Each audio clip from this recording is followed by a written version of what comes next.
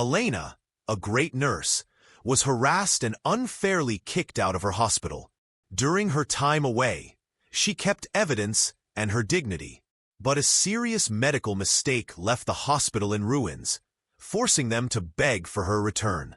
What seemed like a betrayal turned into sweet recognition. Elena worked in an old hospital, with white walls that had yellow stains from years of use. Despite its tired look, the place had its own life. The constant beeping of monitors, the quick steps of doctors in the hallways, and the voices of families waiting for news. Amid this busy routine was Elena, a nurse with a calmness that seemed to defy the chaos. Elena wasn't the youngest on the team, nor the loudest, but her presence commanded respect. Her steady hands never shook, even under pressure.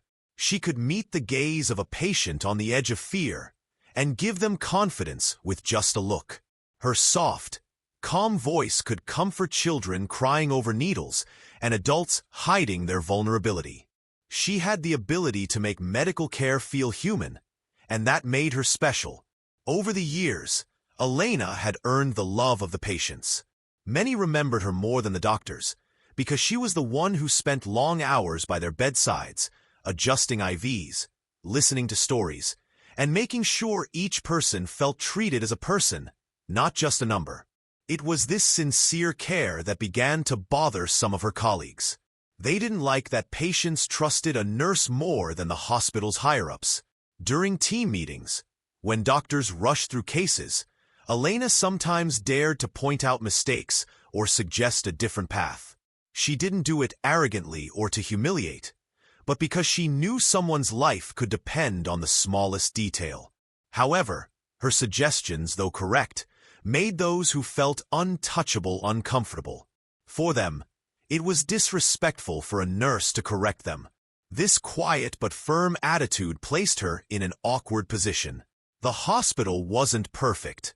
There was negligence hidden behind paperwork and protocols. There were favoritism and decisions made for convenience, not calling. Elena saw these cracks, and though she couldn't always speak up, she refused to be complicit in the silence. Her ethics were too strong to turn a blind eye. That honesty, which patients saw as a gift, became a threat to some bosses. Over time, whispers began, small criticisms disguised as jokes, that she was too strict, that she thought she was smarter than the doctors, that she didn't understand how things really worked. At first, Elena didn't pay attention. She thought the most important thing was to do her job well, and the results would speak for themselves. But the discomfort in the atmosphere grew. There were cold looks, conversations that stopped when she entered the room, and forced smiles that didn't hide the hostility. Despite it all, Elena stood firm. She wasn't doing it out of pride, but because she believed her duty was to care. To her, being a nurse wasn't just a job. It was a calling. Every patient who improved, every family who received good news, was proof that it was worth enduring the discomfort. And although the hospital's hallways were full of noise, Elena's heart always had the silence to hear what truly mattered. The suffering and hope of those who depended on her. And that's how the story of a woman began who never imagined that her greatest virtue, her ethics and dedication, would be seen as a flaw in a place that should reward calling. Elena didn't know it yet, but the same character that made her annoying to some would later be the reason everyone begged for her return. After months when the whispers seemed like little shadows in the hallways, the tension around Elena began to take a clearer shape. What used to be forced smiles and conversations that stopped when she entered turned into phrases thrown like arrows disguised as jokes. The saint of the hospital, some would murmur as she passed. Others would say with sarcasm, "Let's see what the perfect one corrects today." Though said quietly, those words always reached her ears and left a bitter mark. The comments didn't come alone. Suddenly, the shifts she was assigned started to get heavier. While some colleagues enjoyed free nights or strategic breaks, Elena was given the longest shifts and the wards with the heaviest patient loads.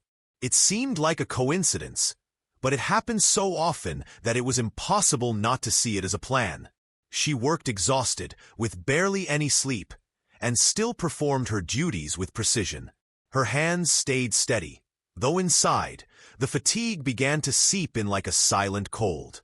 Despite it all, she didn't complain. She knew that if she raised her voice, they would say she couldn't handle the pressure.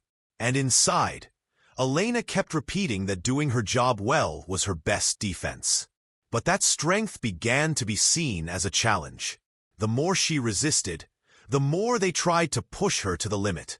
It was as if they wanted to test how much she could take before breaking. One day, during a midnight shift, the final straw made the cruelty behind the atmosphere clear. A newly admitted patient needed urgent care, and Elena rushed to prepare the equipment. When she opened the supply cabinet, she found that the syringes she had left ready had been replaced with expired ones. On the tray was a folded piece of paper with a clumsy drawing, a cartoon of her with a halo, and the phrase, "Free miracles, ask here." The patient looked at her, confused by her sudden pause.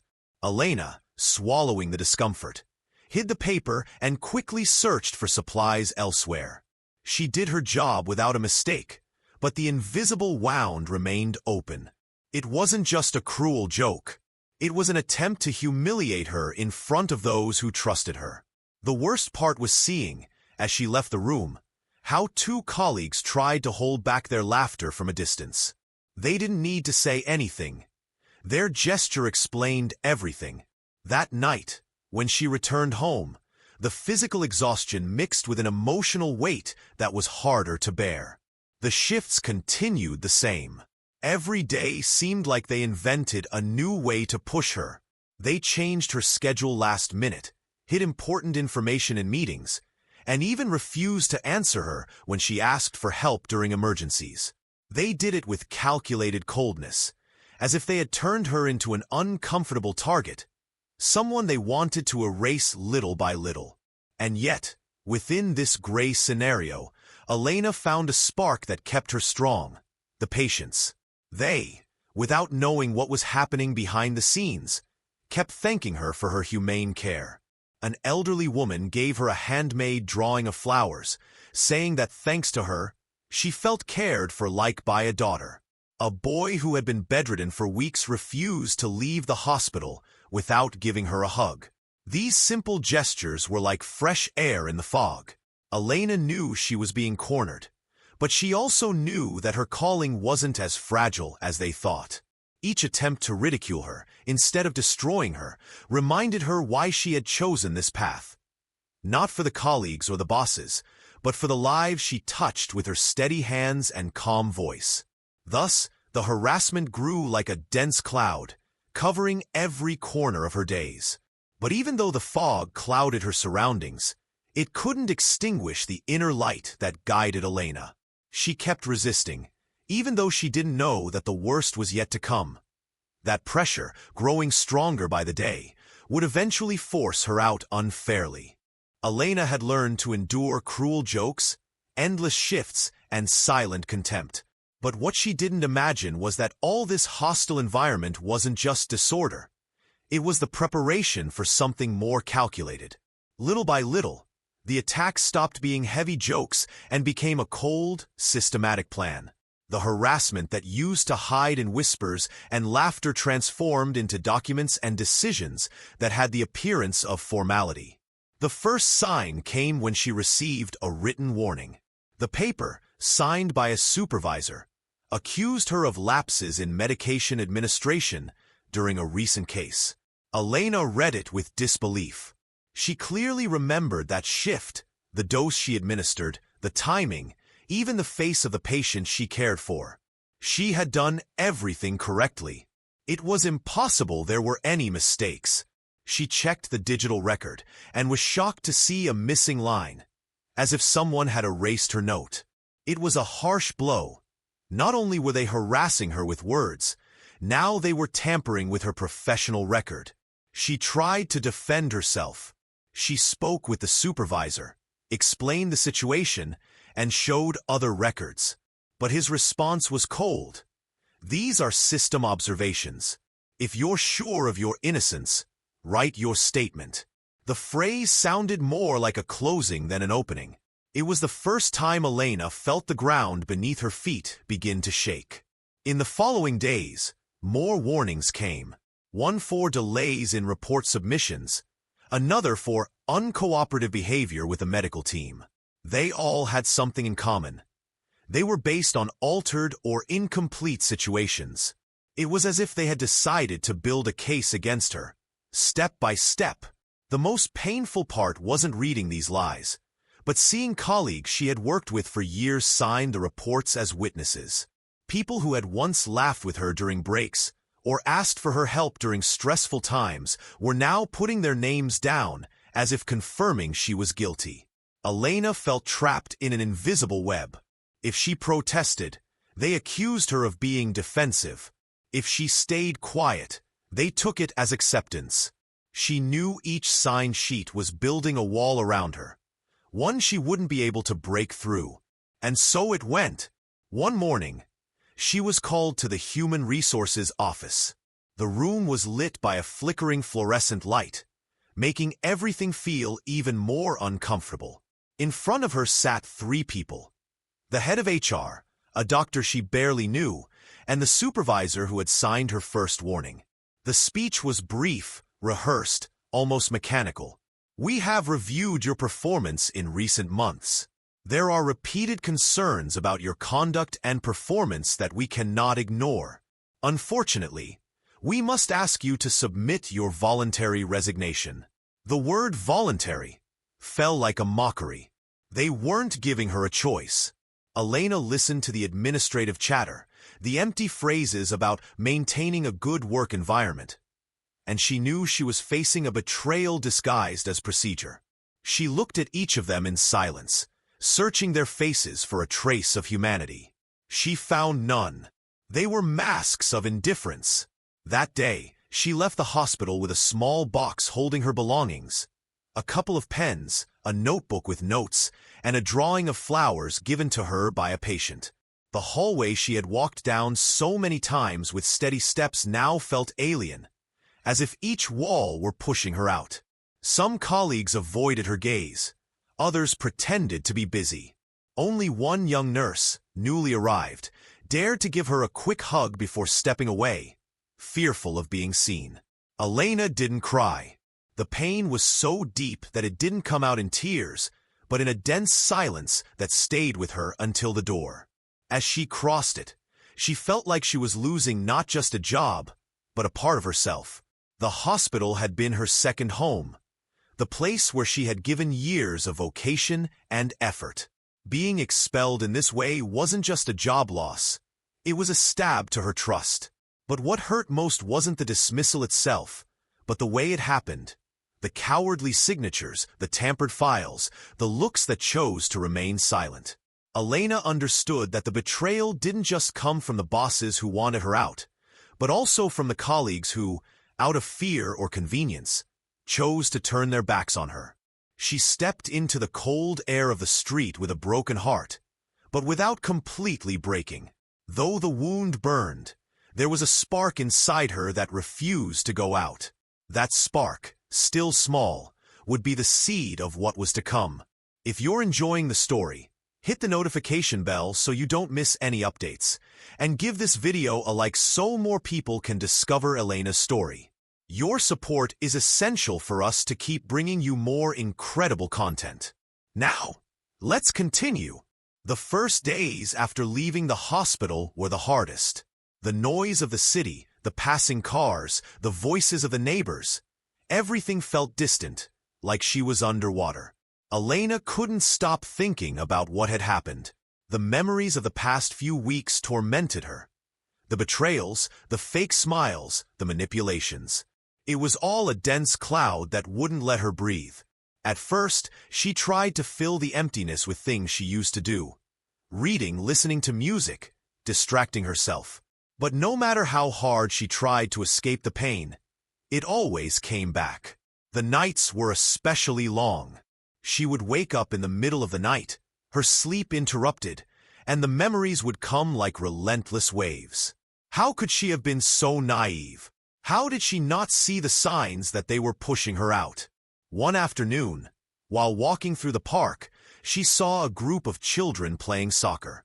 She remembered the times when, during her free moments, she would run with the little patients at the hospital, encouraging them to move and smile despite the needles and machines.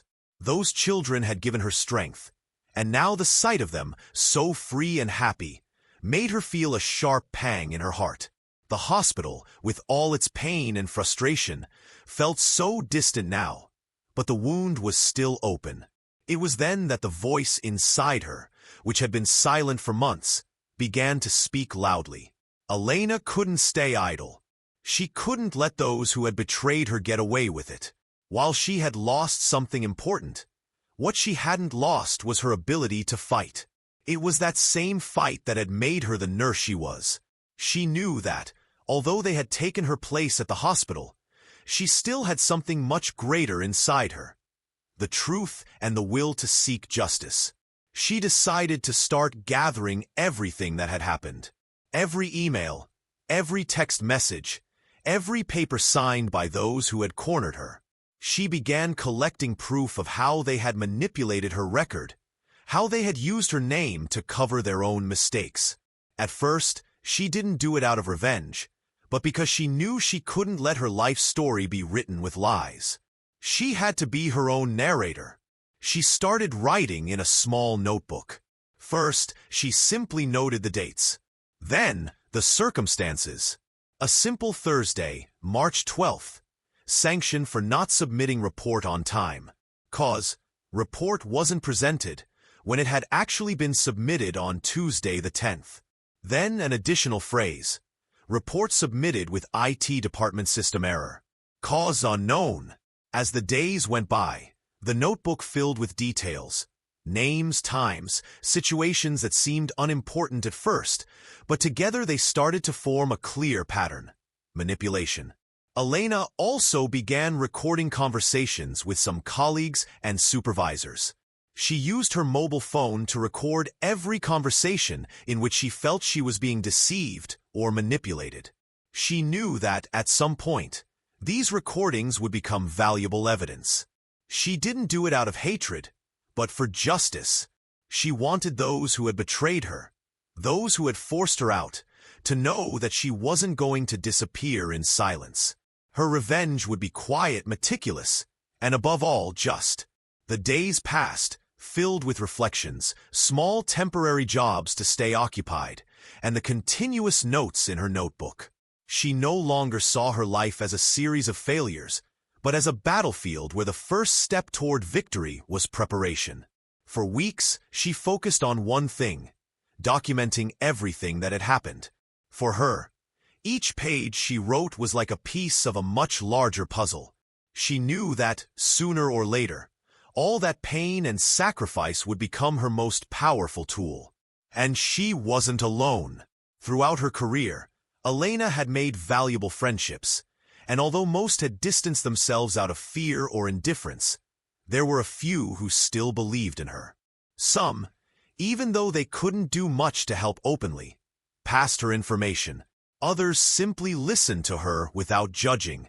In her lowest moments, these small gestures were the fuel that kept her going. In the stillness of her home, between the long, lonely hours, Elena felt how her pain transformed. What had once been an open wound was now becoming a map, a guide to what she needed to do. She no longer wanted revenge for the sake of revenge. She wanted justice, and she knew that the only way to get it was to be patient. The wait would be long, but in the meantime, she would keep collecting evidence, waiting for the right moment. In her heart, the rebellion had already begun, but in her mind, it was calm that set the pace. She learned that patience wasn't weakness, but strength. Elena didn't know when the moment to act would come. She wasn't sure when her opportunity would present itself, but she knew one thing for sure: when the day came, she would be ready. Time passed, and Elena immersed herself deeper into her personal file. Her days consisted of sorting the evidence, writing in her notebook every new piece of information she managed to gather.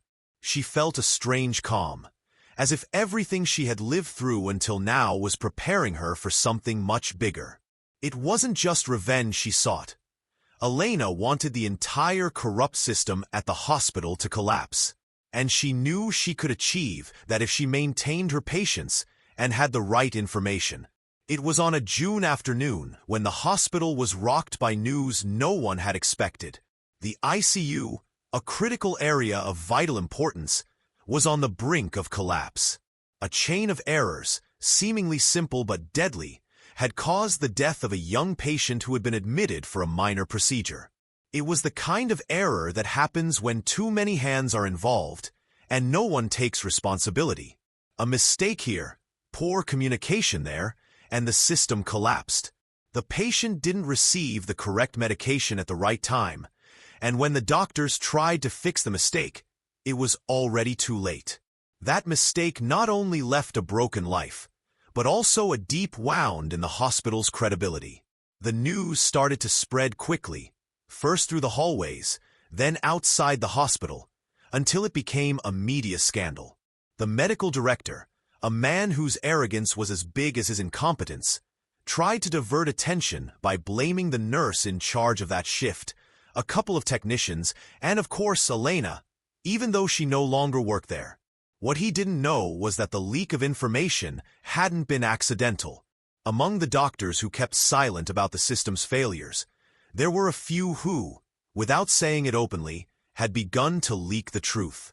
Some knew that Elena wasn't just a key piece in managing those shifts, but also that she had documented, in detail, what was happening in the hospital. With that information, Elena could bring them all down. But Elena didn't rush.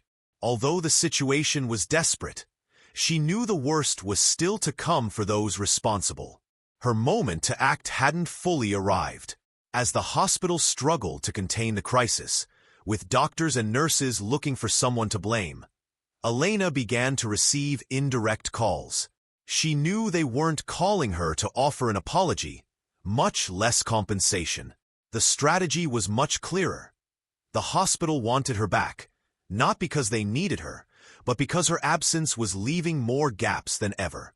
One night, while reviewing in her notebook the dates of the most recent errors, Elena received a message from one of her former colleagues, a young doctor who had witnessed many of the administrative failures. The message read, "Elena, I know you don't like gossip, but this is too much. They're looking for a quick fix for the crisis, but they won't succeed. This is getting out of hand. Do you have what you need?" Elena knew the message came from someone who, finally, was starting to feel guilty. He wasn't just speaking out of solidarity, but because he knew the hospital was going to fall. Elena smiled to herself, not for revenge, but for justice. During all those months, she had been waiting for the system to collapse on its own. And now, that moment had arrived. The hospital, with all its egos and failures, was about to explode. What Elena didn't know was that, in the coming days, the decisions made by those in charge would be the ones that truly sparked her return. However, at that moment, Elena remained firm. She didn't go to the hospital. She didn't send messages asking for revenge, nor did she offer her help. She knew that the crisis didn't need her to continue its process of falling apart, but the return that was coming would be much more strategic than anyone expected.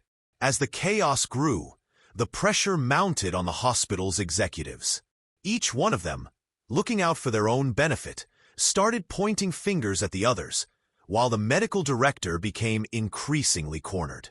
Elena knew that this chain of mistakes wouldn't only affect the immediate responsible parties, but the entire system that had remained standing for years thanks to complicity and indifference. The ICU had been the spark that ignited a great explosion, and when the truth finally came to light, she would have everything she needed to make it echo so loudly that no one could ignore it. The chaos at the hospital showed no signs of stopping. Each day, rumors about the ICU mistake grew, and the crisis deepened. The medical director, desperate to control the situation, called an urgent meeting. He knew that Elena's departure, the nurse who had been his greatest headache, had also been one of the reasons why the entire system was starting to collapse.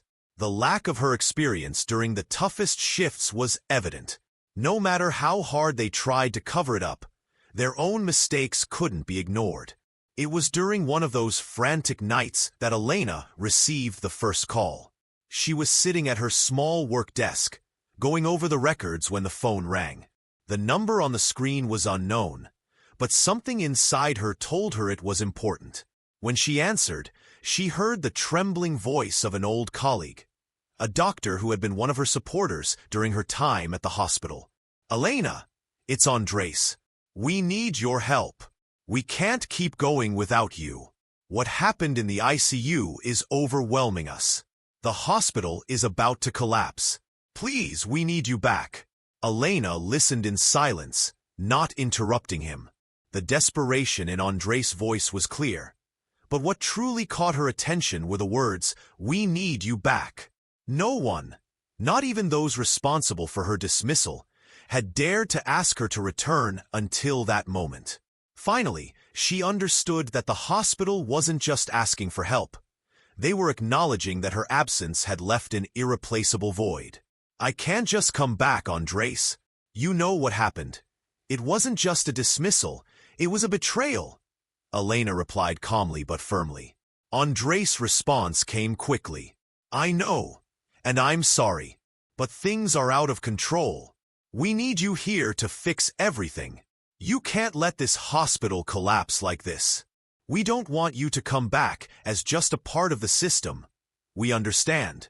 But if you help us now, we promise it won't be the same." Elena knew she couldn't trust empty promises. That wasn't her style. For months, she had prepared for this moment, but now the decision was in her hands. She knew that her return could mean much more than just fixing the ICU crisis. It could be the opportunity to expose everything the hospital had been hiding, but she also knew that her return had to be on her own terms. "I'll come back, but not under the conditions you're used to," Elena said firmly, without hesitation. "If I come back, I want to see that this time the laws, the patients, and especially the professionals who do their job right will be respected.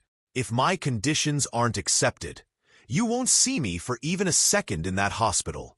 Andres, though shaken, accepted the conditions. "Tell me what you need, Elena. Whatever it is, we'll get it. Just come back, please." Elena knew Andres' promises were sincere, but she also understood that the real battle wouldn't be won with good intentions, but with actions. That's why her conditions wouldn't be easy to accept. The first one was clear. She demanded that the hospital's executives undergo a thorough performance review with the participation of an external auditor.